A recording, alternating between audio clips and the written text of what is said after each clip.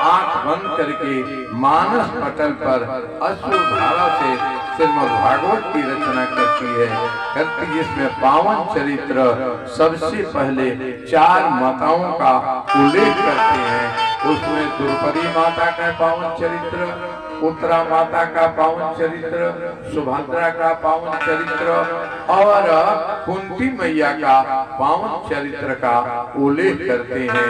यह वही पावन चरित्र है जो श्रीमद् भागवत का हेतु बनता है। कहा महाराज यह उत्तरा वही है जिसके गर्भ से श्री परीक्षित महाराज का अवतरण हुआ। कहा कि हाँ, पावन चरित्र यह है, निर्मल चरित्र है, यह वह चरित्र है जिस चरित्र को यह वह पावन चरित्र है जिसके श्रवण करने मात्र से जीव निर्मल बन जाता है। आज अश्वत्थामा ने यह ठान लिया है कि पांडव कुल को मैं निर्वीर्य कर दूंगा, निर्मूल कर दूंगा, कोई किसी को बाँचने नहीं दूंगा। उसने अमोघास्त्र का प्रयोग करता है।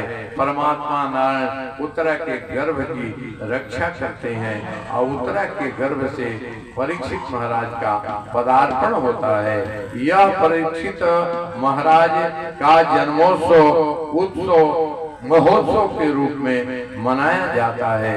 विप्रों को धर्मराज महाराज दान देते हैं। सब प्रकार से अनुष्ठान मांगलिक किया जाता है। अंत में श्री धर्मराज महाराज इन्हें अपने जब बड़े हो गए राजन परीक्षित तो उन्हें राज सौंप करके अपने प्रयाण की दिशा में बढ़ते हैं। अब 5 पंडा जाकर के अपनी देह लीला को समाप्त करते हैं और इधर राजन परीक्षित अब राजा बन गए हैं। जिस प्रकार से धर्मराज का राज्य प्रजा पालन, धर्म के रक्षण में, विप्रों की सेवा में, गो की सेवा में, इनकी चर्चा दुनिया में किसी बादशाह हो, राजा, सम्राट, महाराजा से नहीं की जा सकती है। ऐसे श्री परीक्षित महाराज राज करना प्रारंभ किए। सभी सुख हैं, सभी प्रसन्न हैं, सभी आनंद से रहते हैं। किसी प्रकार के इनके राज्य में न तो ताप है, न पाप है, न संताप है, न कोई रोगी है, न कोई बेरोजगार है, न कोई दुखिया है। सभी के सभी सुखी हैं, सभी प्रसन्न हैं। एक दिन की बात आई, बहुत ही राज करते हुए इनको बीता। तो पहले के राजाओं का ये स्वभाव था कि प्रजा की क्या स्थिति है यह जानने के लिए राज्य में वेश बदल करके घुमा करते थे। यह राजा परीक्षित भी एक दिन अपने राज्य में घूमने लगे तो देखा क्या कि गाय और बैल आपस में वार्ता कर रहे हैं। गाय ने कहा कि अब इस राज्य में मुझे रहना नहीं चाहिए, मेरे जो दुर्लभ गुण है उसमें से अधिक गुणों का ह्रास हो गया। बैल ने भी कहा कि मेरी भी यही स्थिति है, मैं 4 पैर का हूँ, 3 पैर मेरे अब तो टूट गए हैं, एक ही पैर पर मैं चलता हूँ, अब ये राज हमें छोड़ देना चाहिए। यह बात राजन परीक्षित ने पूछा, भाई आप लोग कौन हैं, ऐसी बात कर रहे हैं बैल और गाय के वेश में, आप कौन हैं? बैल ने कहा महाराज मैं साक्षात मैं धर्म नारायण हूँ और आपके राज्य में हमारे 3 पैर टूट चुके हैं, एक ही पैर बचा है। गाय ने कहा मेरे अंतर्गत 39 रत्न हैं, उन रत्नों में से अधिकतर समाप्त हो चुका है। अब आपके जैसे प्रतापी राज्य के राज्य में हम रहकर क्या करेंगे, हम रहना नहीं चाहते हैं। कहा कि ये हमें ये जो काला उल्टा देखते हैं कलयुग हम पर प्रहार करता है, इसके प्रहार से हमारे गुण समाप्त हो गए, अब पैर भी टूट गए हैं। तो कहा कौन? कहा कि ये सामने जो देख रहे हैं। अब राजन परीक्षित ने सुखदेव स्वामी से पूछा ये बैल के 4 चरण कौन हैं और गाय के ये 39 रत्न कौन है? का शांति, क्षमा, तोष, प्रतोष, संतोष, सूर्या, धैर्य इत्यादि, स्नेह, सेवा, ये सब धरती के लक्षण हैं।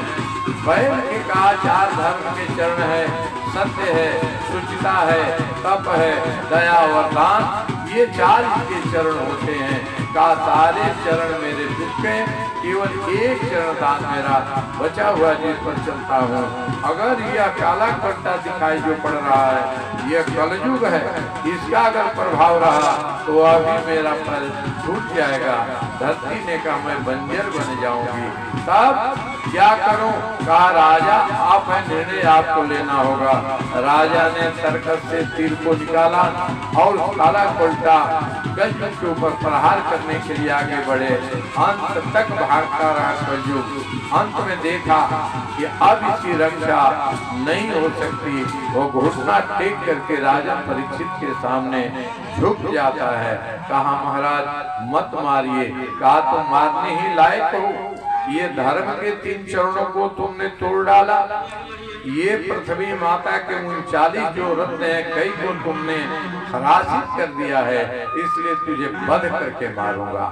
अब कहते हैं राजन परीक्षित हे सुखदेव स्वामी, ये कौन सा ऐसा है कि काल को भी मारने की सत्ता और शक्ति राजन परीक्षित को मिल गई है। कहा देखो ये पांडव कुल के बालक रहे, इनको भगवान ने गर्भ में रक्षा किया और तब के बल पर इन्हें वरदान मिला है। आज तक काल का कोई वध नहीं कर सकता, बाल बांका भी नहीं कर सकता, लेकिन काल का वध करने का अधिकार और ऐश्वर्य राजन परीक्षित को प्राप्त है। काल जानता है। घुटने के बल पर खड़ा हो गया। कहा कि महाराज मुझे क्यों मारना चाहते? कहा ये आपके सामने ये गाय बैल के रूप में जो धर्मनारायण और पृथ्वी खाना ही इनकी वार्ता को सुन नहीं रहे। आपको अपने कर्तव्य का भान नहीं हो रहा है, इसलिए आप अपना प्राण चाहते हैं तो मेरे राज से आप बाहर चले जाइए। राज में आपको मेरे रहने का अधिकार नहीं है। कहा कि महाराज आपका आदेश जैसा होगा मैं पालन करूंगा, राज छोड़ दूंगा, लेकिन एक बात आपको बताता हूँ, जितने काल खंड है मेरे जैसा कोई काल खंड नहीं है। कौन? सतयुग, त्रेता, द्वापर और कलयुग, ये 4 कालखंड के चरण माने गए। कहा सब किसी में मेरे जैसा बल, ऐश्वर्य और जीव मात्र के कल्याण के लिए तत्वों का समागम नहीं है। कहा ऐसा है।